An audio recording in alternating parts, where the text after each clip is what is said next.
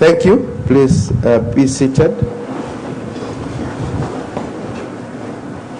Allow me to invite on stage CP Tavuswa, the guy in charge of our security. He has a couple of announcements, and thereafter I'll be back to invite the session chair. Karibu Muhasibu. For us, our secretariat and the security team, we want to announce that on outside, just be careful, you can lock it. Don't leave your valuables in the vehicle, because a number of valuables were stolen from the vehicle. So it's our request that you park your vehicle without your valuables in it. Again, money has been lost, huge sum amount. Fortunately, we found the money. Then small items like phones, bags, small things are being left unattended to in the hotel, in this particular tent. We want to bring to your attention that White Sands has actually tried to bring in casuals to assist us. So every other time we go out for lunch and come back for replenishment, we are using casuals, and therefore these are not the full-time employees of the hotel. So you are requested to take care of your particular items. Again, we want to request that let's cooperate with the security teams in terms of checking. Please, let's cooperate. And lastly is that should you have any issue with the security matter, maybe you've lost your item, you want to trace it, you could contact me. My phone number is 0721 518822. We'll do all what we can just to make sure that you are comfortable and your security is guaranteed. I'm going to repeat my number again, 0721 518822. CPA Tavuswa, 0721 518822. Thank you and have a lovely day.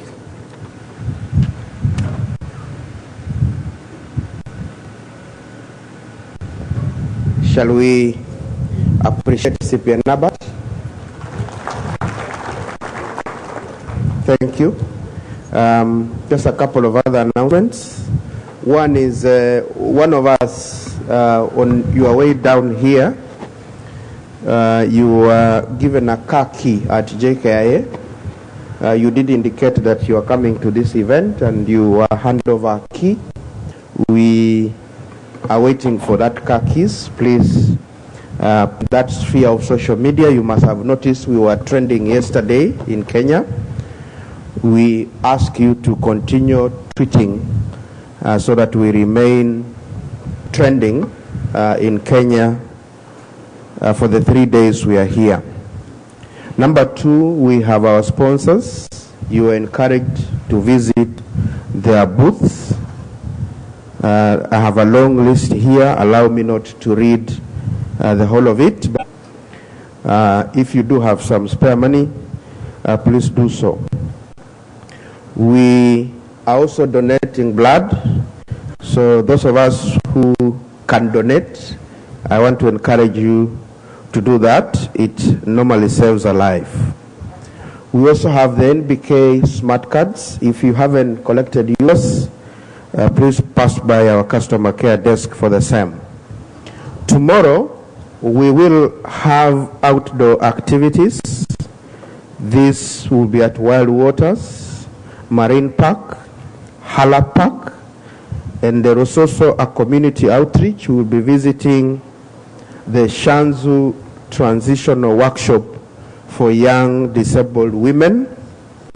Again, I want to encourage you to register at our CSR desk so that we plan for you, so that we know whether you will be taking option A, which is Wild Waters, option B, Marine Park, 3, Hala Park, or indeed you will join us as we visit the workshop for young disabled women in Shanzu. We have issued you with meal cards. Those of us who have red, you will proceed to pavilion. Those of us who have green, you will proceed to the green lawns next to Baraza Hall for your lunch. We will be providing complimentary transport back to the airports. For us to do that, we need your timing. Again, kindly register your specific flight times at our CSR desk. Naomba nipige makofi. Allow me at this juncture to invite on stage our session chair, who is none other than CPA June Kivinda. CPA June Kivinda is a council member of the Institute of Certified Public Accountants of Kenya. Shall we put our hands together for her as she comes?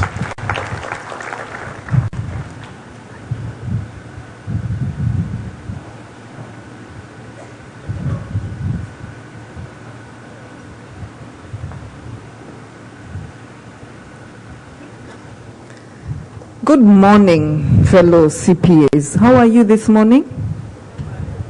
And I hope you enjoyed your cocktail yesterday. So now what we will do is get down to business. The time is 9:30. We were to start at 9 a.m. and we'll see how we can capitalize on the time that we've been given to address this session. In my mind, I am seeing a Master of Science Development Finance class at KCA. And I'm happy to have met a few of my classmates in this seminar. Why have I brought that up?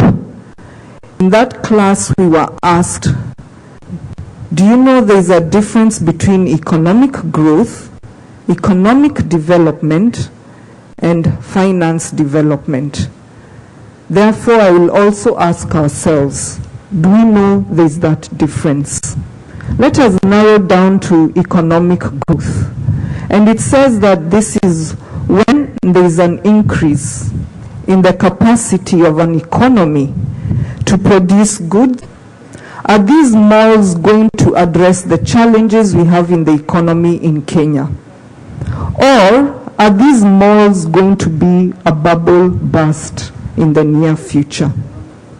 So one way to facilitate a country to achieve high economic growth, or a continent for that matter, is by building capacity and by empowerment.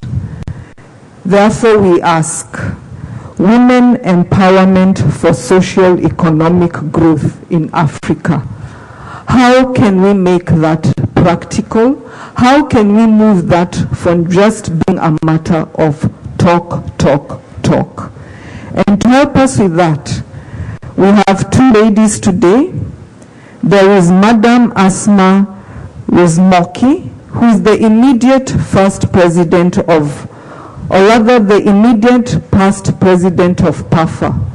We also have Honorable Dr. Miriam Matembo, who is the founder of the Center for Women on Governance in Uganda.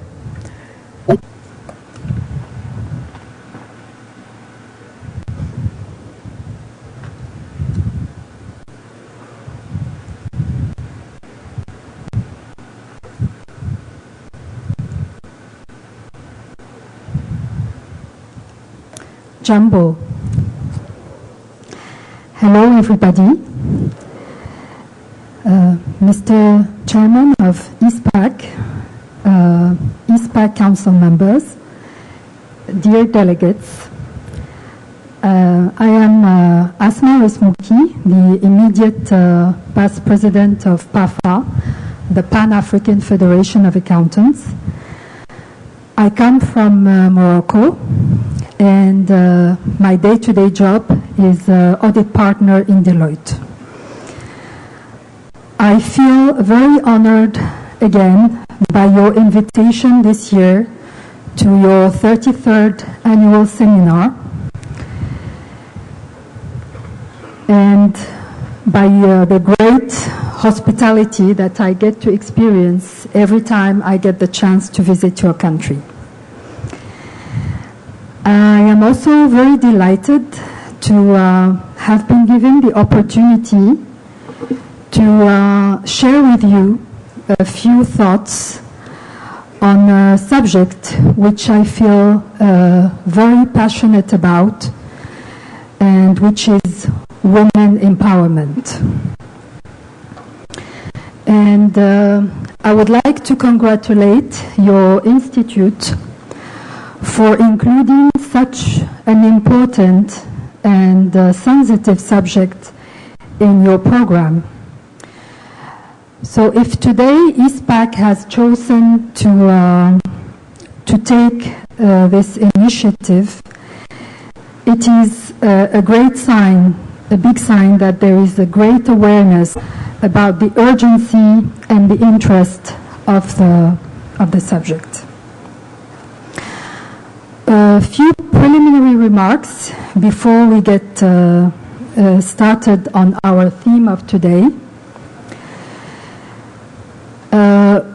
First of all, women empowerment is a global subject and a very serious one. It is not a subject we talk about in private gatherings or in politics just to look good. It is also a recurring subject for which there has been a lot of debate and articles and studies. And it is not a subject that is treated only based on perceptions and feelings, but it is a subject that has triggered a lot of deep studies based on factual statistics. It is also a subject that can imply different points of view and different perceptions, which makes it even more challenging. It is a complex and multi-dimensional subject that is intertwined with economic, political, social, and psychological subjects. I am not a gender specialist. I'm a professional accountant, like most of you are. But it is a subject that is very dear and close to my heart and to my interests. And my interest in the subject comes from personal experiences as a professional woman and from observing and analyzing day-to-day situations that I have been going through or that my colleagues have experienced.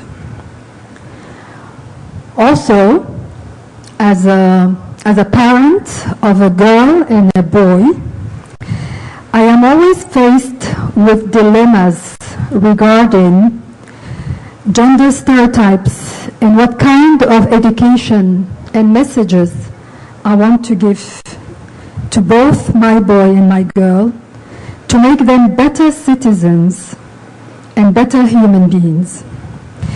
And I find myself easily trapped in the same gender stereotypes that we're going to talk about today, and that I struggle with in society and in my professional life. I have also taken time to review several studies and research on the subject. And I was really fascinated by the depth and interest that these studies have been into. So I hope to be able to share a few ideas and takeaways today.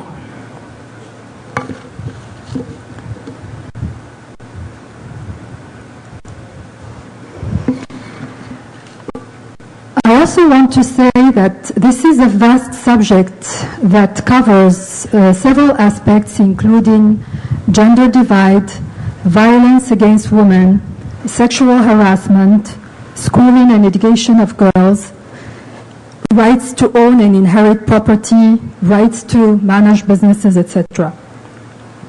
But today in my presentation, I want to cover the subject from a leadership perspective, that is the women's place in business and leadership positions, and how we can empower more women to occupy more leadership positions. So I shall structure the presentation into 4 main sections. The first section will allow us to highlight the interest and importance of the subject in Africa. The second section will deal with the current situation in Africa and challenges supported by statistics and studies. The third section will allow us to explore the main barriers behind the challenges we are facing with regards to women empowerment and gender balance. And the fourth section, we will share that we can use to progress on women empowerment, all of us.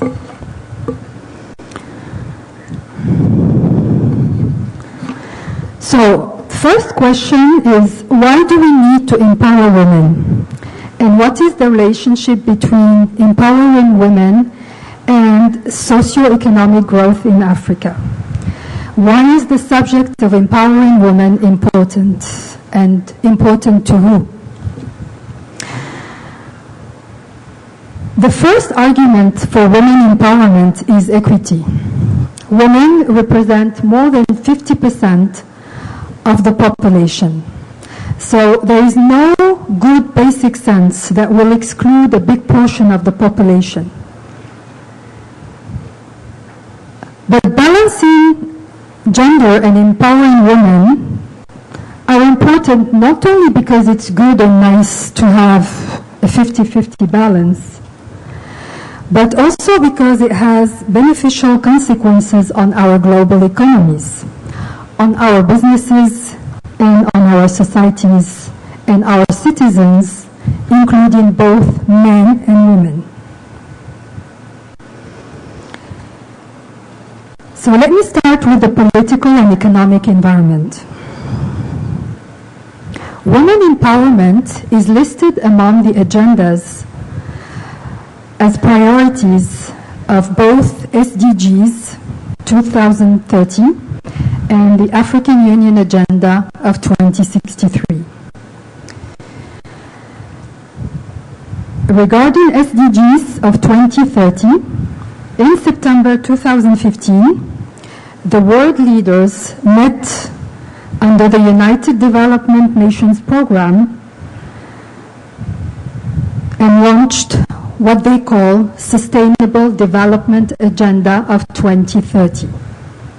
They committed to 17 Sustainable Development Goals, which are called SDGs, which are aimed to end poverty, protect the planet, and ensure prosperity for all by the year 2030.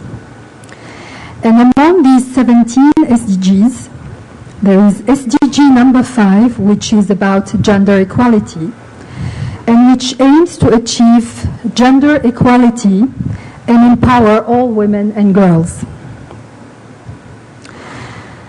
Then we have the African Union Agenda of 2063.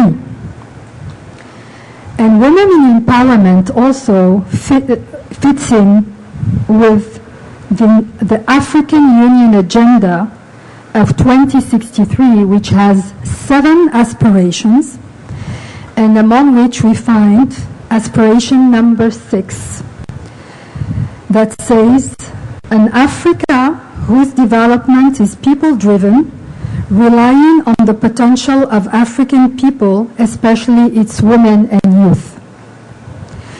So under this aspiration, the African Union countries aspire that by 2063, Africa will have empowered women to play their rightful role in all spheres of life, with equal social, political, and economic rights, and will have full gender parity, with women occupying at least 50% of elected public offices at all levels, and half of managerial positions in both public and private sectors. So the subject is definitely a global one, with, of course, specific challenges in African countries in comparison with other countries. But Africa will not be able to rise without the real participation and empowerment of its women. It is a question of development, and no country can develop sustainably if it leaves half of its population without progress, and if only half of its human capital gets to benefit from the infrastructure of the country. So as I said earlier, women empowerment is also important because it has positive impact on businesses. And several studies have proved that companies with better representation of women perform better. McKinsey, which is one of the big consulting groups, has conducted some global studies in this regard. And these studies show, based on factual statistics, that companies with a higher proportion of women on their management committees are also the companies that have the best performance. So it's true that these studies, in terms of statistical language, do not show a causal effect between the two parameters, but they definitely argue in favor of a greater gender diversity.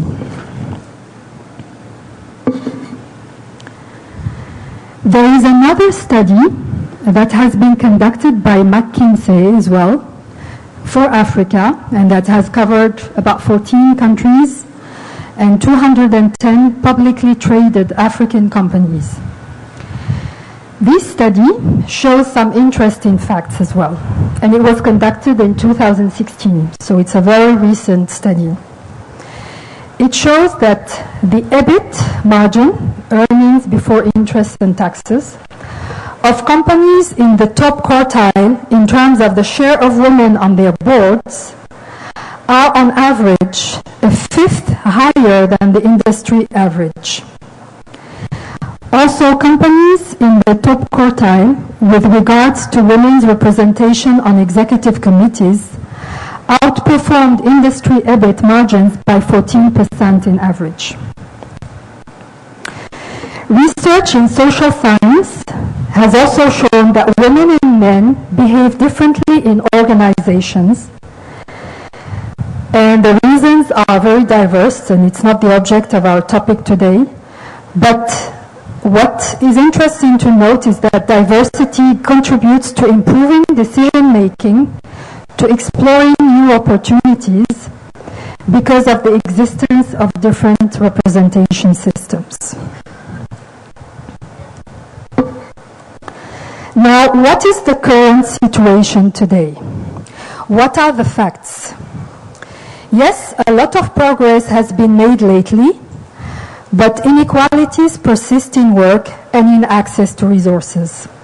Women hold fewer assets and earn less than men. There are countries where getting a job is a challenge, and other countries where women can get jobs but face serious challenges to get to leadership positions. Women are underrepresented in leadership positions in business and in political spheres. They are also underrepresented in boardrooms and executive committees. In addition to glass ceiling, they also face other forms of discrimination, such as pay discrimination and gender stereotypes. What we notice as well is the problem of fewer influence. Because in the private sector, for example, most women managers hold staff roles in human resources and legal rather than line roles like strategy, finance, and risk, which offer more exposure to decision-making forums and promotion to CEO decisions. Now, do we have numbers that prove these facts? Yes, we do. Globally, based on a study from the International Labour Organization, which has covered 126 countries, including a few African countries, The percentage of women with an executive experience varies, of course, from country to country, and it goes from 3% in Pakistan to 59% in Jamaica. For African countries, it varies from 5% in Algeria to 39% in Ghana. There is also the McKinsey study on Africa that I talked about earlier, and that has come to the following conclusions. At executive committee level, African women hold 23% of positions, compared with a global 20%. At CEO level, they hold 5% positions, compared to 4% globally. And at board level, African women hold 14% of seats, compared with a global average of 13%. So it's interesting to see that Africa is somehow doing better than globally, and that even developed countries are struggling with the subject. There is also the problem of leakages, where in Africa, for example, women account for 47% of non-management professional positions. At the middle management level, this figure falls to 40%, and at senior level to 29%.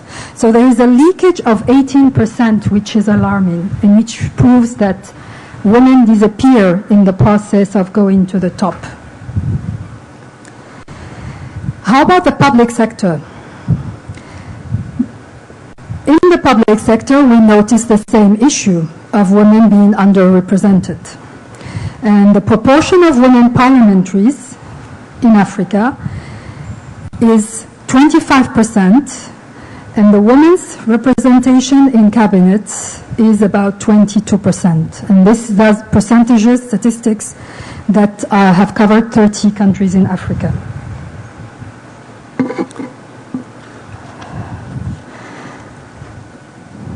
Now, how about the accounting profession?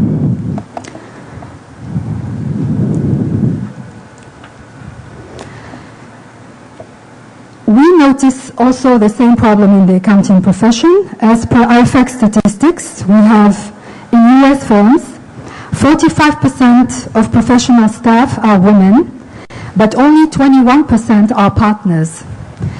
And in developing countries, it is less than 5%.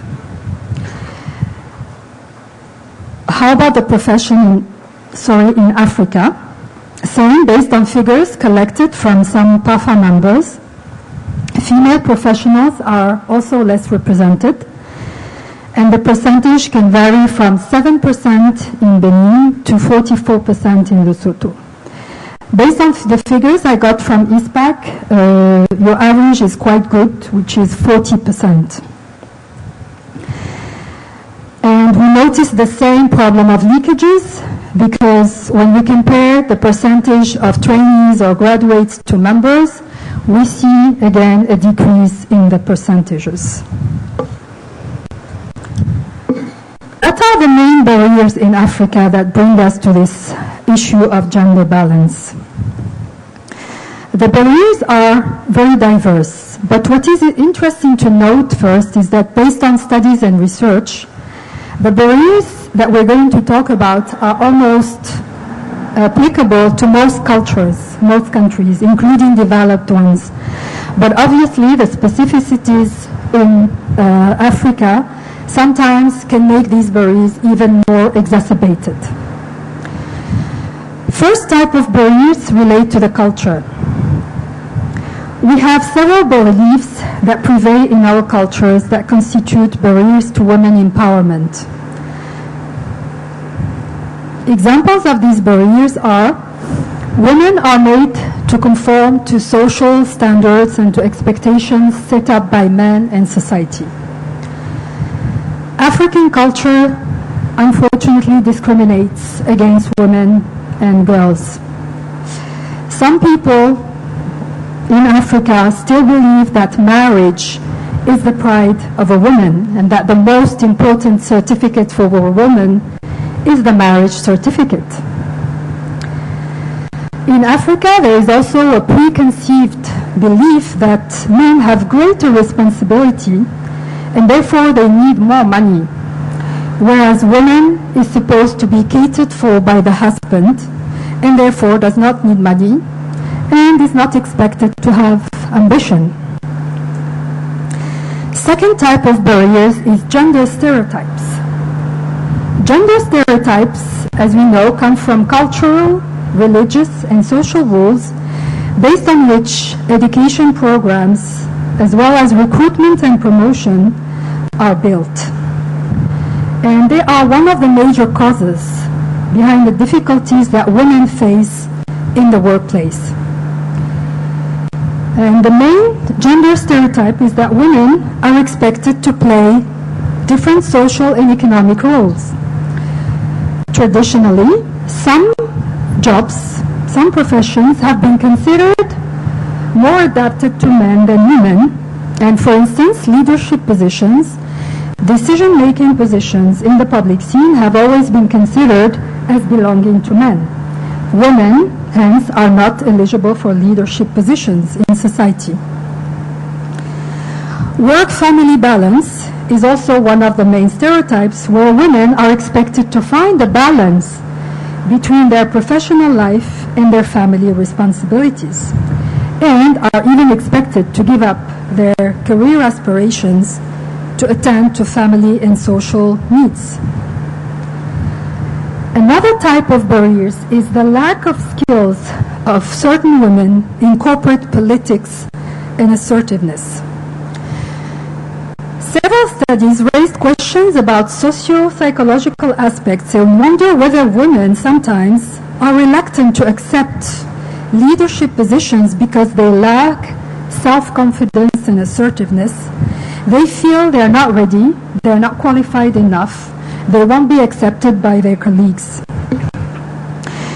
Research has also shown that men, this is very interesting, are more willing to raise their hands to take the next challenge and next opportunity, even when they are not fully prepared. Whereas women, unfortunately, tend to wait until they think they are fully prepared.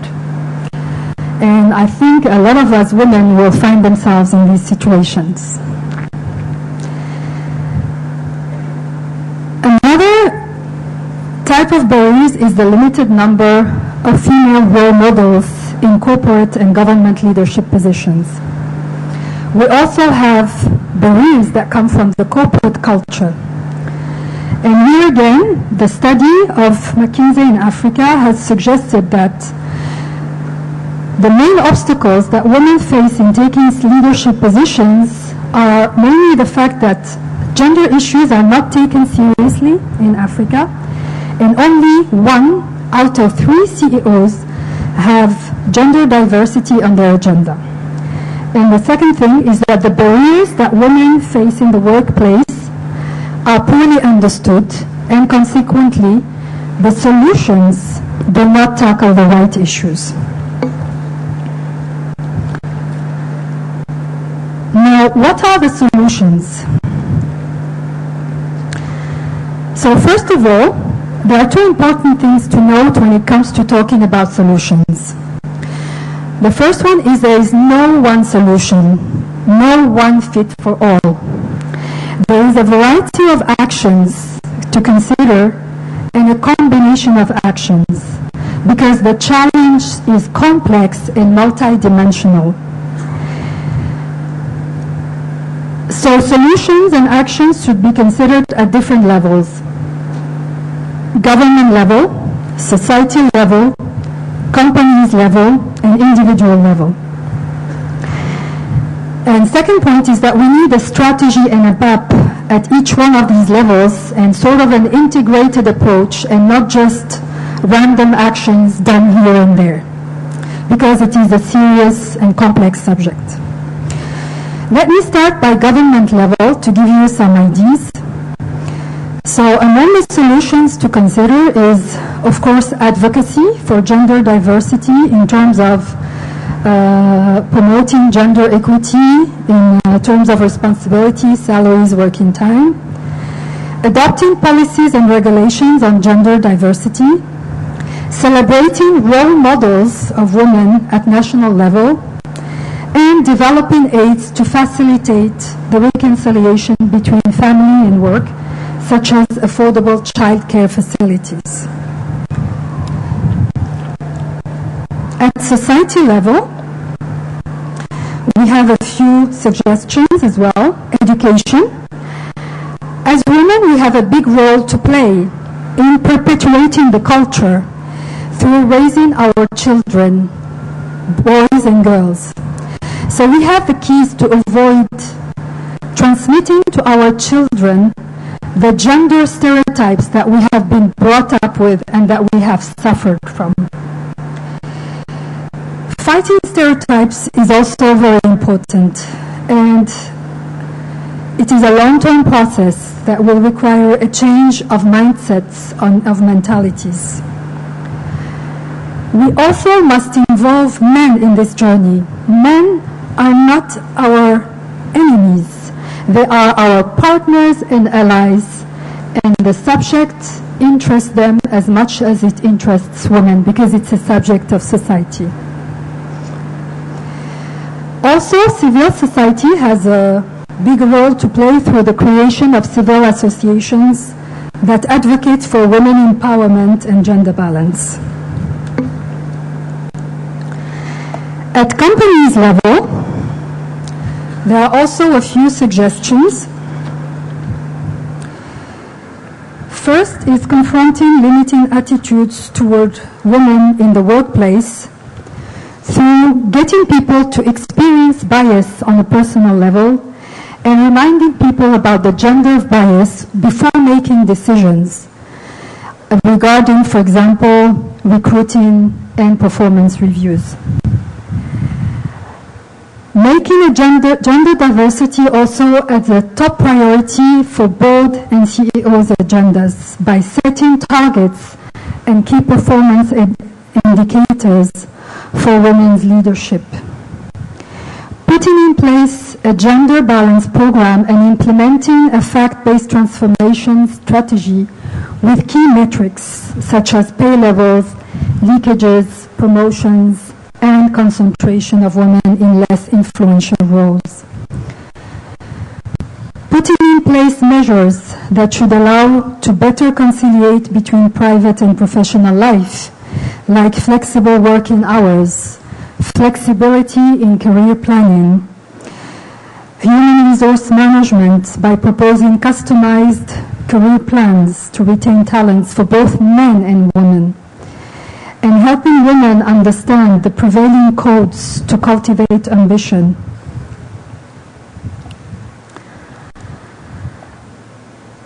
At individual level, first of all, it is and this is important to keep in mind, is that there is no substitute for competence. And hard work, competence are the top actions for women as individuals. We also need to cultivate assertiveness and self-confidence at the individual level and be creative in our career development. We must be willing to do things even when we're not fully prepared. Another important point is networking.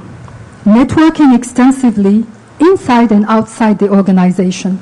That is also some of the things that we need to start doing. And also finding role models and mentors, because as we all know, one contact, one mentor can change a life. So these are a few ideas on the solutions that we can imagine for women empowerment. Now I want to leave you with a few takeaways. And there is one quote that I heard somewhere, I don't remember, but just for me it's so meaningful and I would like to share it with you. And it says, "It is a waste of women trying to be a man."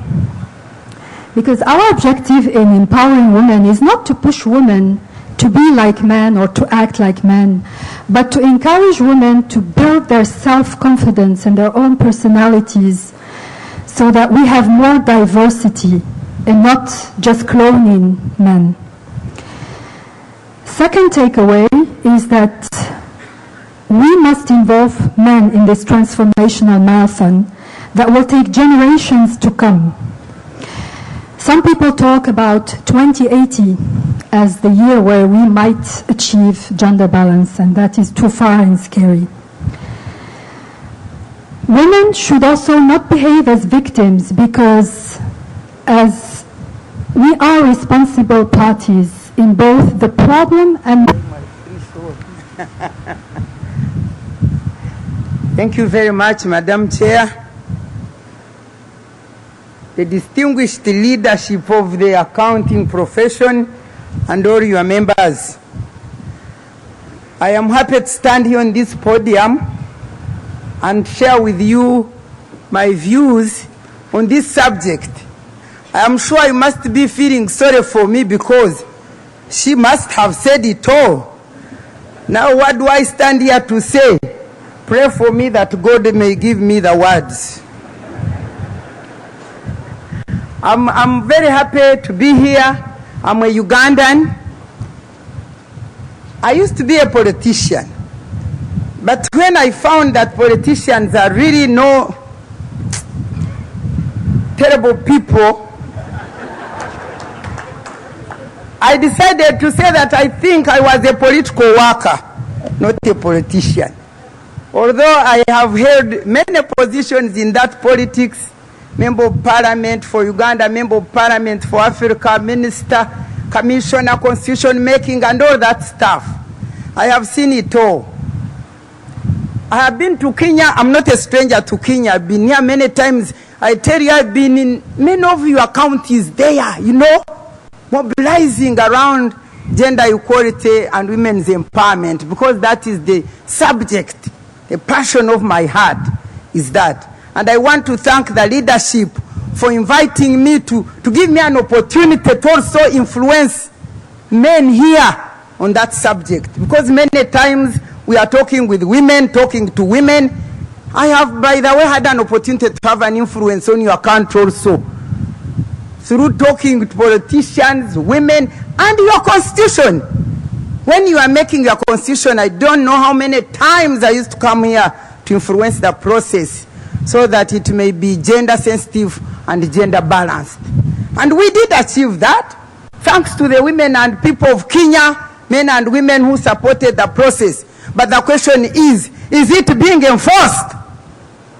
Are those provisions being enforced? So when I stand here to really talk to you, I would like to win allies. 79. Most of the African countries have displayed their commitment to the cause of gender equality and women's empowerment by ratifying and domesticating international and regional instruments on gender equality and women's empowerment. To name a few: CEDAW, Beijing Platform of Action, the Maputo Protocol, the African Union Declaration on Gender Equality, among so many others. Even in 2015 was declared the African Union Year of Women Empowerment. The AU has institutionalized gender platform charged with transforming gender policies into action. This is not to forget commitment expressed through national constitutions, laws, and policies on gender equality and women's empowerment. For example, in Kenya, you read that constitution. Maybe you accountants, do you read constitution? You know your constitution.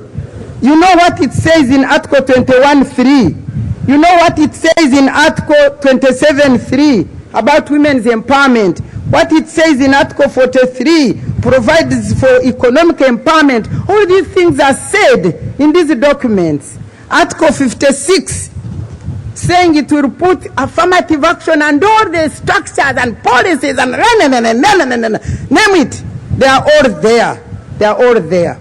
All these notwithstanding, empowerment of African women has remained generally a myth. Many gender experts say that for Africa to achieve its goals on empowerment of women, there is a need for effective enforcement of the current laws, policies, and programs on gender equality and women's empowerment. These people go to AU, they say it all, they name it all.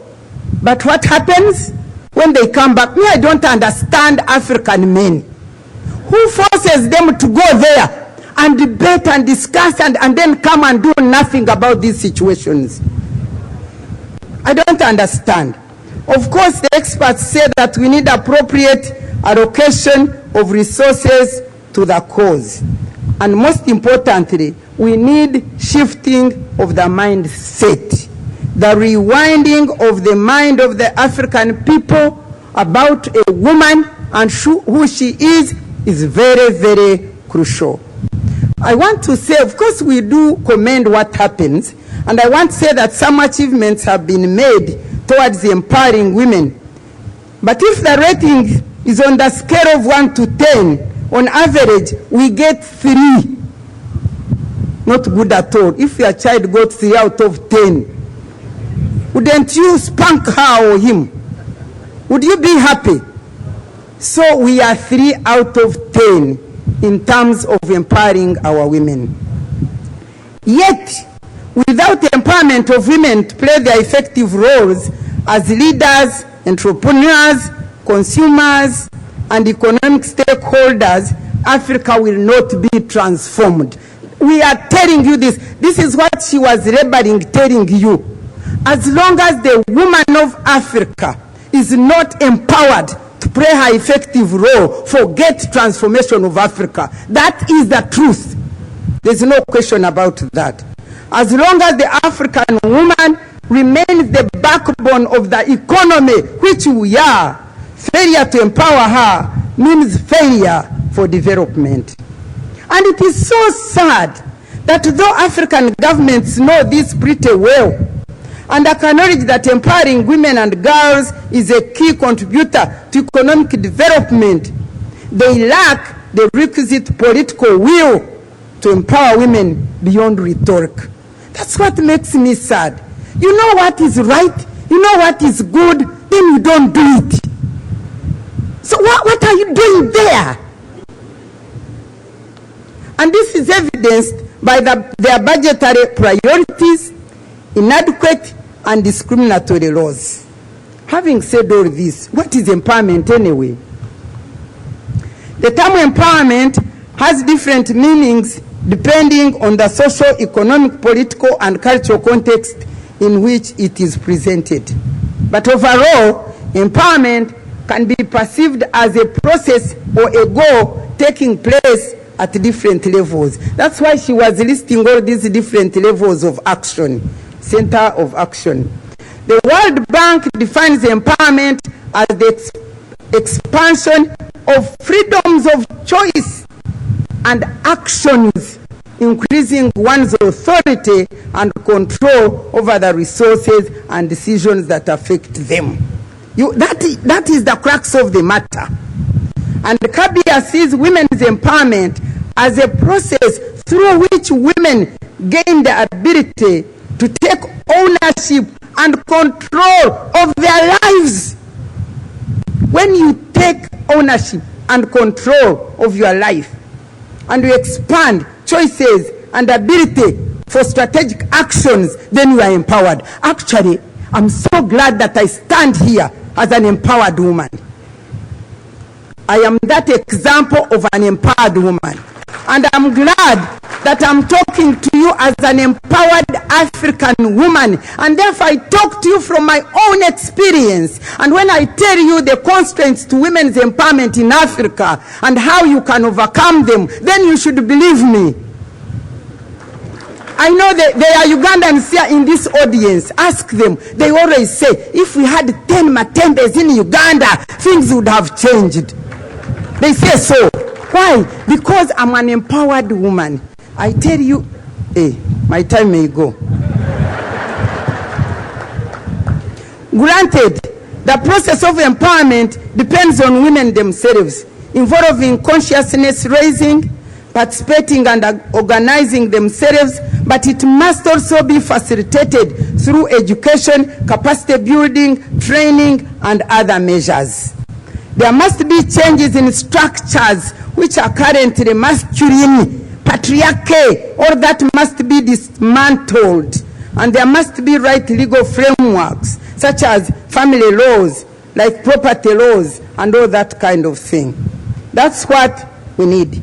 Now, when they asked me to come to talk to accountants, I said, these accountants know figures more. If I go, I'm a lawyer. Yesterday, somebody was saying that lawyers are infiltrating accountants. I'm happy that you have given me the opportunity to infiltrate so that I can influence accountants on what should happen. And by the way, for me, I'm so glad to talk to accountants because let me tell you, even yesterday the senator said that the main challenge is tribalism and corruption. Corruption in Africa. Who facilitates corruption? The accountants manipulate and twist figures. And then the lawyers, they manipulate the language. And you know the Bible says, what you lawyers who manipulate all these words and so on. I don't know whether there is a word on accountants in the scripture to challenge you to manipulate. You accountants, if you raised up your hand and say, God forgive us, I tell you Africa would go all right. Because you are the ones who transfigure things. Many times in Uganda, when they call me talk to accountants, they call me talk about ethics and integrity. Remember, I'm the former minister for ethics and integrity in Uganda, the founding minister. When I was a minister, I tell you, if I picked my phone and say, hello, honorable minister, I say, hey, what is happening? Have these people disorganized me? You would start quaking because they know they would have changed figures. So when they told me to come and address accountants, I said, what is the best way to address them? And therefore, I want to ask that guy to put the challenge of women's empowerment. I want you to look at that. We are talking about empowering women. I wanted you to know the type of the African woman you want to empower. Because you shouldn't talk out in abstract. For me, in my mind, and in my practical experience, that is the African woman. Look back in your village, look everywhere. This African woman you want to empower right now is a prisoner.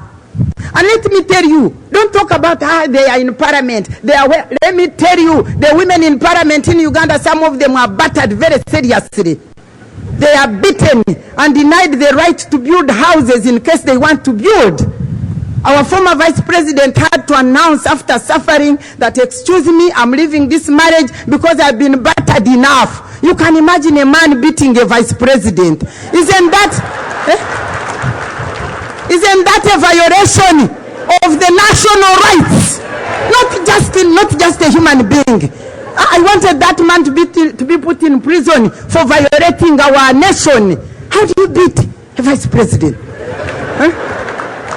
Many of the members of parliament, many of these doctors, I'm telling you, the judges themselves who enforce law, they are beaten, they are battered, they are denied rights, all these things. Don't think that mere formal education will liberate women from the prison in which they are. So that good lady, my co-presenter, she labored so much to present all those things to you. But for me, I thought accountants understand figures. So that is the kind of a woman you want to liberate. First of all, you can see the mouth sealed by poverty. African women, poor. You look at them in the villages, you look, how can they be poor when they are property themselves to begin with? How can a property own property? I mean, look, so poverty, I am telling you, I can stand here and talk and I'm free in my home because I earn a living. I tell you, one time my husband, when we were just married, he said, you know, you are silly. I looked at him, I said, of course you know I am not. And assuming you are coming here quickly. You know, I flew all the way to come and talk here.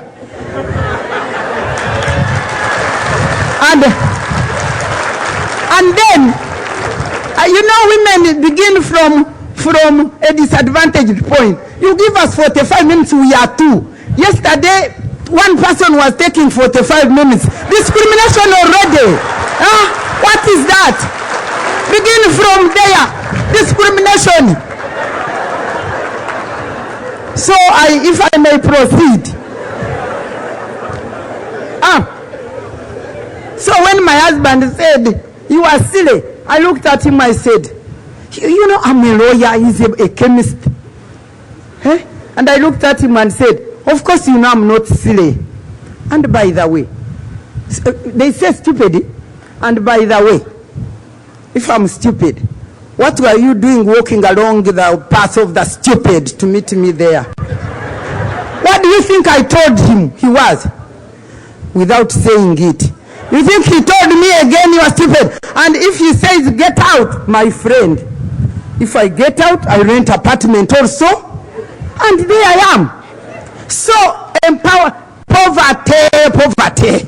If you cut the chains of poverty from women so that they can also open their mouths and talk what hurts them, then you know it, then it can make a difference.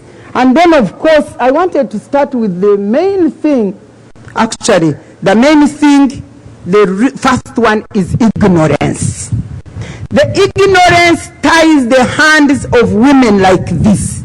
The ignorance is twofold. Ignorance of both men and women of what a woman is. For me, that is the crux of the matter. That's why actually I have this book. And I would like you, there are very few copies, you should rush for them, because I know the moment you read this book, if you are a woman, you will never be the same again. And if you are a man, you will have a second look at that woman in your life, at her. Because I wrote this book, because I was telling God, I said, "God, if you didn't want to create women, why did you create us? So that we may suffer, so that we may be looked at as a second-class citizens, as half human beings." Can you ever imagine that the culture says that if Matembe dies, God forbid, and I remain, me, a whole distinguished lawyer with the doctorate in laws, I'm supposed to be handed over to my sons to take care of me and the whole of the property we have made? Can you imagine that that's what it is supposed to be? Because a woman is looked at as not a full human being. Therefore, that ignorance about who a woman is and what she means is the main cause of the imprisonment of a woman. And so God answered me. He said, "My dear daughter, I did not create you to be the way they perceive you. I know the way I created you to be perceived like this." So the answer he gave me, woman in the eyes of God. How does God see a woman? That woman who is your wife, how does God see her? Tough. You compare a clay with rib, which is harder, which is tougher, which is what? And you know the reason was, she may remove me. The reason was, because God created this man from clay. I am telling you, men, you tell us we are weak. I tell you we are stronger. Physically, mentally, and psychologically, I am telling you. You are meant to lean on us. A bone, the man was meant to lean on the bone, because the bone is tougher and harder, and you need our help. Without our help, you cannot make it. And we must get the environment to put in that God's input. And you know, when after God had created man, in the morning, when the man looked at woman, he smiled. He made a poem, "Bone of my bone," yeah, because life had entered. Because life had entered man. You women, we are life bringers. We bring life. Without us, you are not lifeful. And that's not enough. When God saw that we bring life and we perfect his creation by bringing life into this man and making him full and complete, he said, "Why should I continue bothering with creation?" He said, "No. Now this woman here, her womb must be my factory to create human beings." Do you know that you women are God's factories? You can imagine, Almighty God, make of heaven and earth, and I'm his factory. So I walk proud that I'm God's factory. If I can be trusted to be God's factory, to manufacture human beings, so that God rested his creation and handed it over to me. Can you imagine how great we are? How important we are? You may tell me, but what about men also who also participate? Yes. Don't factories have workers? Factories.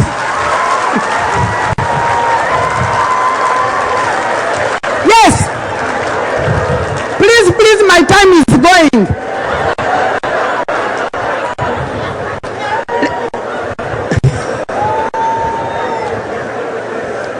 Hallelujah. Okay. Men work in factories. Because let me tell you, a man, one second, the conception takes place. And then the rest.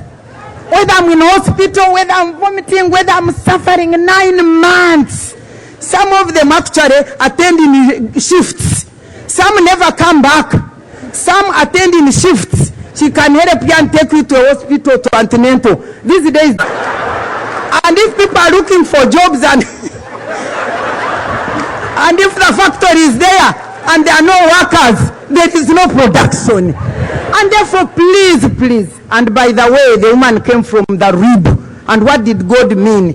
That man and women should exist side by side with each other, not as subordinate or anything. God was very purposeful.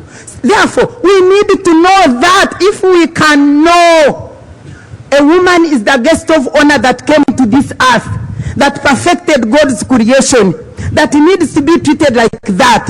We are only different biologically because God gave us the womb to produce the factory. For you are masculine, you come and work in a factory, but some factory, they need delicate, you can break, this kind of thing. And that difference is for advancement of a human being. Please, men of Kenya, can you start looking at us in that perspective? Can you change your ignorance about a woman? And you women themselves, can you see yourselves who you are? Special creatures of God, created as the guest of honor. God never created anymore. Instead, he has handed his responsibility to create to me. For me, you tell me I'm me, God's factor. Okay. The other ignorance, of course, is lack of education. So for me, I say, if these other chains which are tying us, tradition, you know them. But let me finish the education. If you can really help us to cut the chain over our hands, and then we are free. We know who we are, and we have the skills, and we have the knowledge. We can use that to cut other chains. Will you help us? The other chain, of course, I'm about to finish, don't worry. The other chain is the culture and tradition. Surely you people. The culture says this. Culture says a woman is a property because you buy us with bride price. When our husbands die, you inherit us as property. Surely. Is that right? Is that right? Can you imagine the culture of genital mutilation, just whose purpose is for sexual gratification of men? By injuring us and cutting us. Tell me, you people who know God, when God created man, down the road, he found that man was not yet perfected nicely. And that's when he told Abraham, please circumcise this man. Because there was something needed to be done. But have you ever seen where God told Abraham or anybody, circumcise a woman? We were perfectly made because we are perfecting God's creation. Why do you cut us for sexual gratification of men? Don't you know? And in Kenya, this culture is there. Me, I'm here. I talk. I'm not seeking for votes. I'm seeking liberation of our African woman. Stop cutting us. Stop mutilating us. Stop denying us sexual pleasure, which God gave us. Please stop that. It is no good doing that. We have to be saved, madam, from more. We have to be saved from all these things. Otherwise, if you talk for the skills, what? No, start from the fundamentals. Let us live as full human beings in our own right, please. And then the other things she had already explained anyway. As long then religion, for us in Muslim, for us in Christian. In Uganda, we have failed to bring the law of marriage and divorce. Simply, the Muslim rose up and said, for us it is the Quran. God is saying that. Did God say that women should suffer? Where does it say in Quran? And then the Christians say, divorce. Matenda is a terrible woman. She wants to put it to bring divorce, to break marriages. And I ask them, are these marriages broken without this law? Yes, they are. When I say cohabit, we should legalize cohabit because people are cohabiting. And yet when they part, they go without property. Women just go out like that. And when I say, let's recognize this relationship and see how we settle, we have our people. Although she's a Christian, she doesn't know. She wants to break marriages. But marriages are broken every day and night. But they are refusing the law. They are refusing the law to pass. Does that help? I even quote them when they brought the woman in adultery to Jesus. What did she say? Did he say stone the woman? They misuse religion, they misinterpret it to destroy us. No, please, God is watching. We must come back to our rightful position. These other things, you can look at them yourselves, of course. The solutions, she gave you the solution, didn't she? I don't think the solutions are different, except that for me, central to those solutions is when we know who a woman is. The value of a woman. You woman of Kenya seated there, I challenge you to find that woman in you. That woman in you will make you stand up and stand up for God. And most importantly, you need to know who you are in God. And without knowing God, you cannot know who you are. Because he's the one who created you. And even you men, God created you. So when I say that men are clay, supposed to lean on women, I declare that women then need to lean on God to be able to make us equal the way we want to be. But otherwise, the strategies he has given them, what we should do, formal education to empower, having known who you are, cutting the chain, then you need formal education for skills.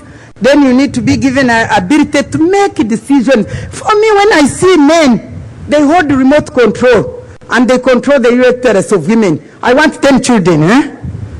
I want 5. I want 3. Whose uterus is this?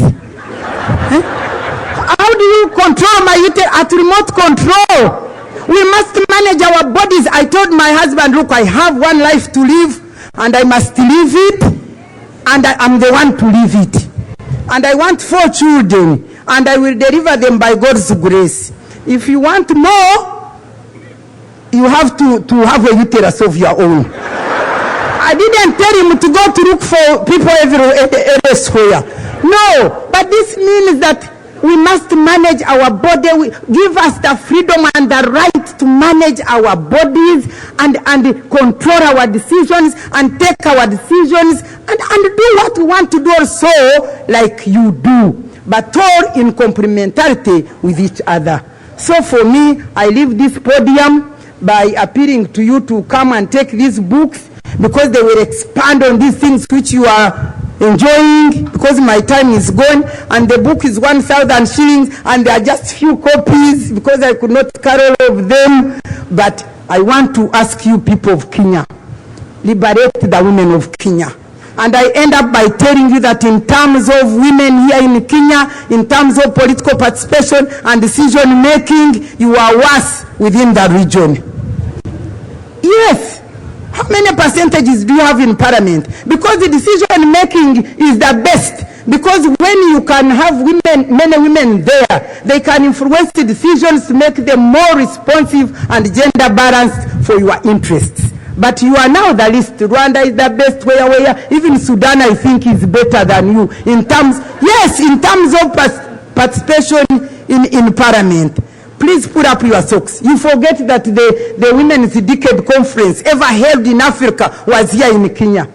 And for me, I was inspired and role modeled by the Kenyan women.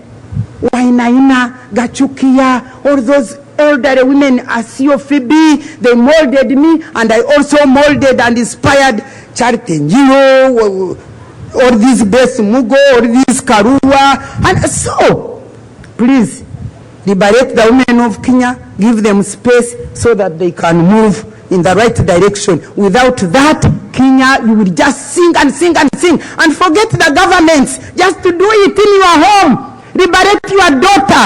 Make her equal to a boy. When you are inheriting property, give her land, give her property. Start there. If every man in the home can do that, treat their daughter like that, then at the village, at the national level, things will be fine. Thank you very much for your kind attention.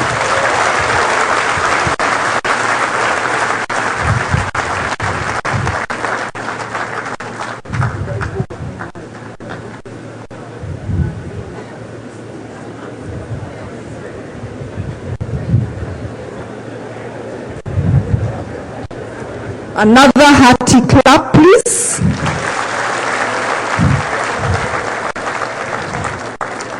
Now we are going to the question answer session, and as the stage is being set, just a recap of what has been said.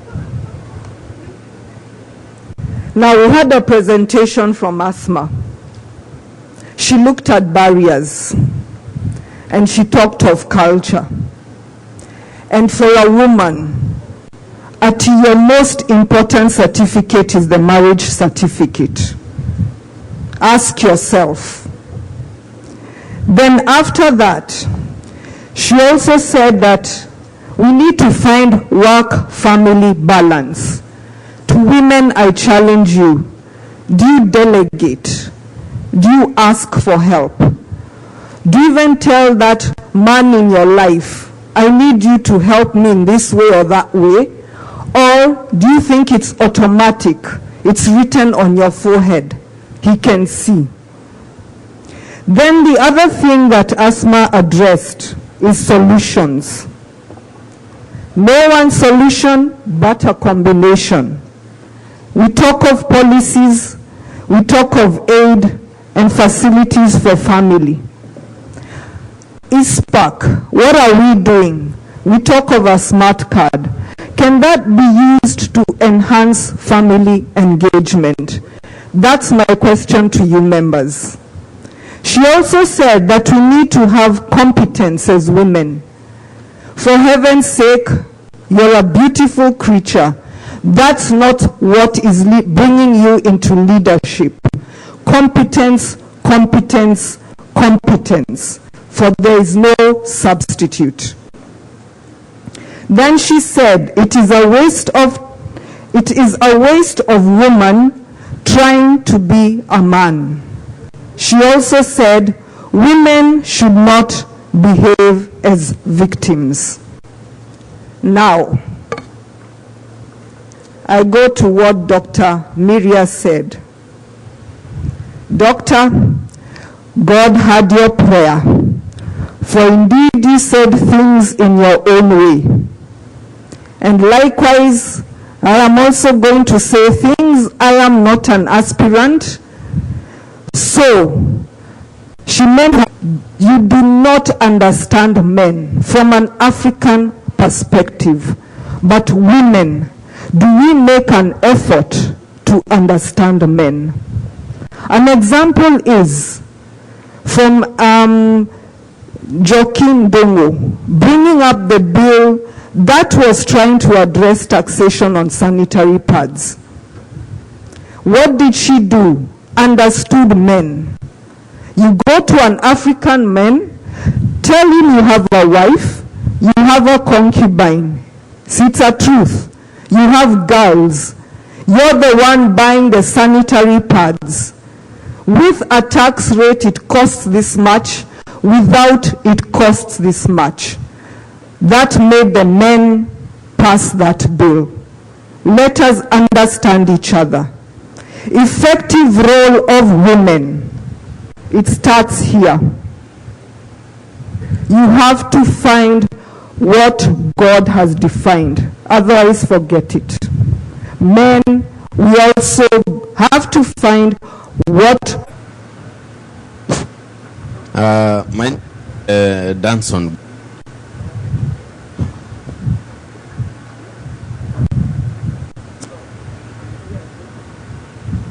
Yes, Danson. Yeah, my name is Danson Gogi.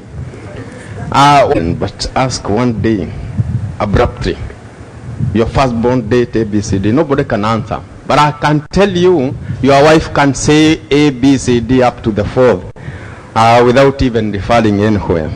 But me, I can, even right now, I can't tell you.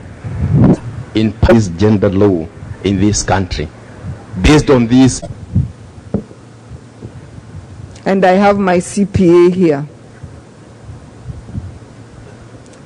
Give your name and then proceed. Thank you. My name is Mukombozi. Madam Matembe, Honorable. We men are generally afraid of successful women. I must say, since I'm married, I can say that. When a woman is a CPA, has a master's, PhD, if she's not yet married, no one wants to talk. They fear. So how do we address that cultural aspect in relation to our young men? Thank you very much. Thank you, Mkombozi.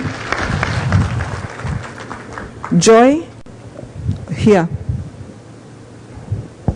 Second row, Lorio.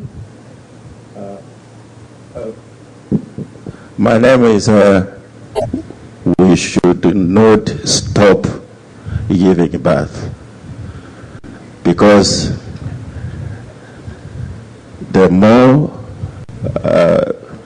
the higher the population in our countries, it means we'll squeeze ourselves in a thing to missed out some point. That I'm saying this, I want to go to Daktari, is that in Uganda, recently, Professor Nyansi, Nyansi, came up strongly talking about always, that ladies or pupils in primary schools and other institutions should be assisted to get the pads so that they can stay in school. And she was addressing a lady who is a minister, who is able, who can make decisions, and what she was talking about, it is in her docket. What was the result before you start accusing men, the people who nurture you, who love you? Thank you, CPA Rorio. Anyone on this side? There's a lady there and a gentleman there, and that lady in green. We take those three. My name is CPA Jane Beria. My question is, or rather, I think it's more of a comment. As a woman, I feel you have to do twice what men must do. And at times it's not easy and you have to make tough choices. On political arena, at times it gets so rough. I see what men go, and as much as I would be willing to, I don't think I can take that hit. It attempts too much and I feel like you are hit below the belt, while our men at times tend to be too rough. Thank you. Thank you, Jane. There was a gentleman behind Jane. And please give us your name. My name is CPS Miu. Madam Matembe, Daktari, I think most of the men here this morning have been boxed and they are fearing to talk out. Ideally, if we say that we allow women to always stand up and jump up and query everything, then we not have families. Where I come from,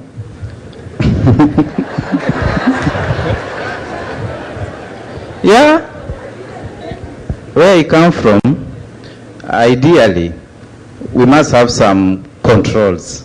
We must have one center of power. We can't say that every other single time when you talk to your wife, She says, well, I'm empowered so I can get my appointment. And that is what is happening mostly in this country. And we are foreseeing a situation where we not have families. Let us allow our women to move with us gradually.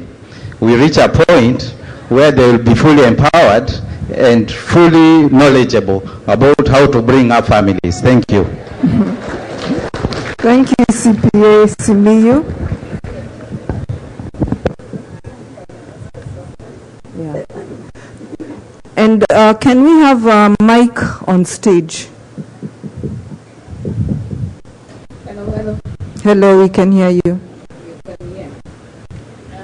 My name is CPA Felix Mutua.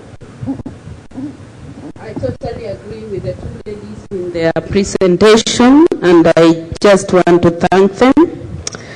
But there are two things I feel we need to address, even as we talk of empowerment. The accounting profession in this country is getting a slap.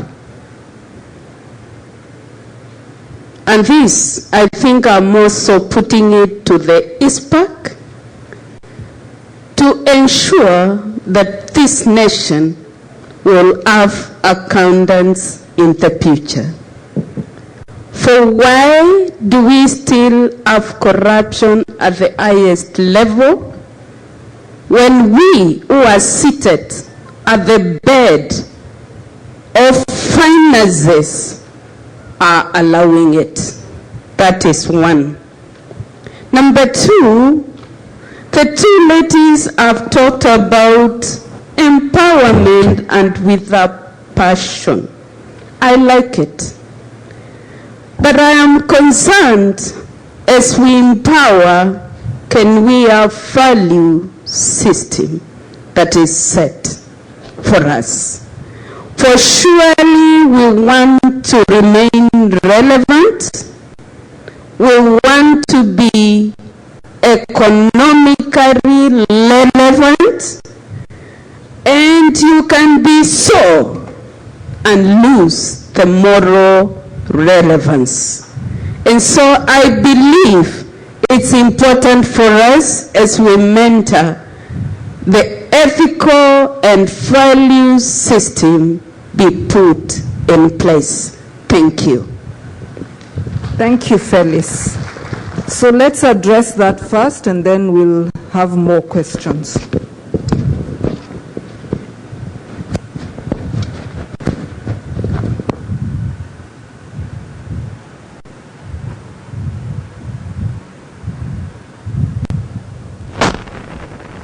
Let us start with Dr. Miria.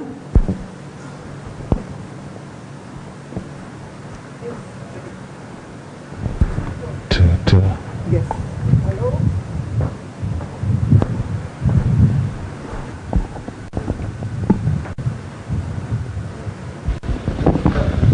Yes, usually I find it difficult to talk while I'm thinking. Then come here. So,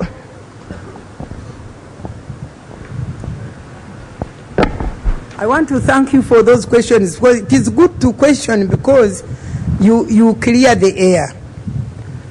I can see that I scared people, yes. And in line with my Rwanda counterpart who says that, men get scared of strong women. Yes, they do. But the word of God says that God did not give us the spirit of fear. In Timothy, he gave us the spirit of courage, love, and self-control. So you need to love strong women and not fear them. But in the process, when I'm misunderstood, I want to apologize if I really scared you and portrayed myself as a wrong woman on the rampage, breaking marriages and homes. That is not foreign to me. When I got up in Uganda to speak and speak against the unspeakable and break through barriers, that was the title I got. She's busy breaking marriages and stabilizing society, but I can assure you, Ugandans are here. I'm the epitome of a very well, properly married wife in Uganda. And they call me, and all the TVs, the programs, the role model of a good marriage. You go to Matembe. So that means you are only misunderstanding me when you fear that I'm advocating, I may advocate for breakdown of marriages. It is the passion and the strength with which I deliver what I want to deliver that make you fear me. But otherwise, I'm the best human being. So when it comes to stopping childbearing, I'm very sorry. I was not saying that women should stop childbearing. I was saying that women should have a right and the power to control their bodies and make choices concerning their bodies. Why am I saying this? It is the woman. Childbearing is not a joke. Even God said, you woman in childbearing, you will have your greatest pain. Childbearing has caused women to die. Under every